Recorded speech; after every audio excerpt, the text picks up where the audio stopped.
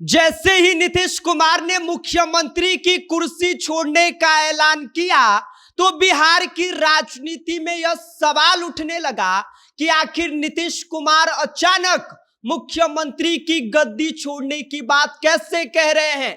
क्या यह सब कुछ भाजपा के दबाव की वजह से हो रहा है या फिर कोई घर का व्यक्ति ही विभीषण बन गया जिसने पूरी साजिश रची। नीतीश कुमार से पहले उनका गृह मंत्रालय छिनवाया और अब मुख्यमंत्री की कुर्सी भी चली गई है। कौन है इस पूरी साजिश के पीछे? कौन चाहता है कि नीतीश कुमार का लंका दहन हो जाए? और इस बात का खुलासा नीतीश कुमार के बहनोई अनिल कुमार और उनकी छोटी बहन ने कर दिया है। नीतीश कुमार के बहनोई अनिल कुमार ने जो दावा किया है और जिन लोगों का नाम लिया है, जब आप उनके बारे में जानेंगे तो आपका भी माथा हिल जाएगा। आप यह कहने लगेंगे कि क्या वाकई लोगों ने मिलकर नीतीश कुमार के खिलाफ साजिश रचा। इस बारे में आगे हम आपको सब कुछ विस्तार से बताएंगे, लेकिन उससे पहले नमस्कार, मेरा नाम विष्णु है और आप देख रहे हैं जनता जंक्शन।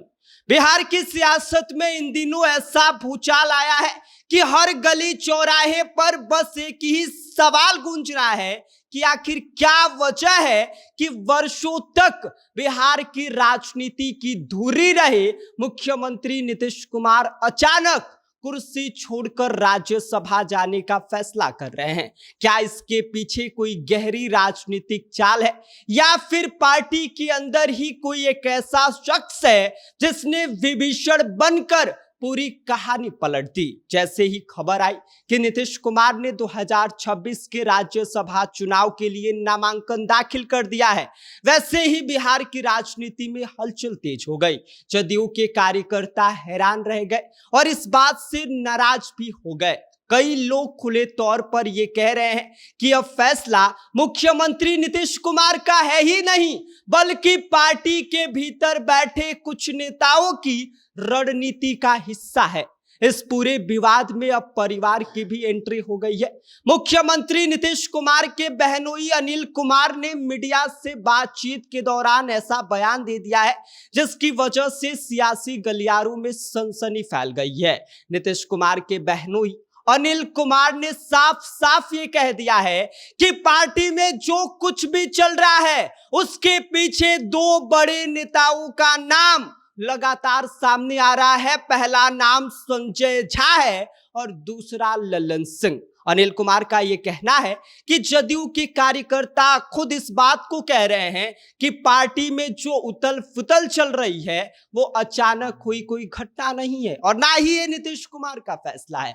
इसकी शुरुआत 2025 के विधानसभा चुनाव में टिकट बंटवारे से ही हो गई थी। उसी समय से पार्टी के अंदर खींचतान शुरू हो गई थी और अब उसका असर खुलकर सामने आ रहा है। उन्होंने हैरानी जताते हुए कहा कि आखिर ऐसा कैसे हो सकता है कि कोई नेता जो इतने वर्षों से मुख्यमंत्री है वो मात्र 110 दिनों के भीतर मुख्यमंत्री पद छोड़कर राज्यसभा जाने को तैयार हो जाए। उनके मुताबिक बिना किसी बड़ी साजिश के ऐसा होना समझ से परे है। अनिल कुमार ने तो यहां तक कह दिया कि पार्टी के अंदर रावण बैठ गया है जो पूरी राजनीति को प्रभावित कर रहा है। उन्होंने यह भी कहा कि अगर पार्टी को बचाना है तो अब समय आ गया है कि नीतीश कुमार के बेटे निशांत कुमार को सक्रिय राजनीति में लाना चाहिए। उनका यह मानना है कि निशांत कुमार के आने से पार्टी को नई दिशा मिल सकती है। उधर परिवार के अंदर से भी प्रतिक्रिया सामने आ रही है। नीतीश कुमार की छोटी बहन इंदु जो सोशल मीडिया पर बातचीत एक मीडिया चैनल से करती हैं और उस मीडिया चैनल के जरिए ये कहती हैं कि उनके भाई नीतीश कुमार बिहार की राजनीति से दूर होते हैं तो राज्य को उनकी कमी जरूर महसूस होगी। उनकी छोटी बहन का ये कहना है कि उनके भाई का बिहार से रिश्ता सिर्फ राजनीति का नहीं बल्कि भावनाओं का है। उन्होंने अपना पूरा जीवन राज्य के विकास के लिए समर्पित किया। इतने वर्षों तक लगातार बिहार की सेवा करने के बाद अगर वे राज्यसभा चले जाते हैं तो इससे बिहार को बड़ा नुकसान होगा। इससे बीच जदयू के कार्यकर्ताओं के बीच भी नाराजगी खुलकर सामने आ रही है। जैसे ही ये खबर फैली कि नीतीश कुमार राज्यसभा जा सकते हैं, कई कार्यकर्ता सड़क पर उतर गए। जगह जगह पर विरोध प्रदर्शन देखने को मिल रहा है। कुछ स्थानों पर पार्टी कार्यालयों के बाहर हंगामा भी दिखाई दे रहा है। कई कार्यकर्ताओं ने तो खुलकर ललन सिंह और संजय झा के खिलाफ नारेबाजी कर रहे हैं। कुछ जगहों पर तोड़फोड़ की भी खबरें सामने आ रही हैं। कार्यकर्ताओं का यह कहना है कि नीतीश कुमार सिर्फ एक नेता नहीं है, बल्कि बिहार की पहचान बन चुके हैं। इसीलिए उन्हें राज्य छोड़कर दिल्ली नहीं जाना चाहिए। मुख्यमंत्री आवास के बाहर भी नजारा कुछ ऐसा ही दिखाई दे रहा है। नीतीश कुमार के समर्थक भावुक हो गए हैं, कुछ कार्यकर्ता रोते हुए नजर आ रहे हैं। अब सबसे बड़ा सवाल यह है कि क्या वाकई यह सब एक बड़ी राजनीतिक रणनीति का हिस्सा है? क्या पार्टी के अंदर ही खींचतान की वजह से बिहार की राजनीति जो है वो अब एक अलग दिशा में जा रही है, या फिर आने वाले दिनों में कोई एक नया मोड़ लेगा जो पूरी कहानी को पलट कर रख देगा? फिलहाल बिहार की सियासत में सस्पेंस बरकरार है और हर किसी की नजर इस बात पर टिकी हुई है कि आगे क्या होने वाला है। क्या वाकई नीतीश कुमार के खिलाफ साजिश रची गई? क्या इनकी साजिश के पीछे ललन सिंह और संजय झा शामिल है?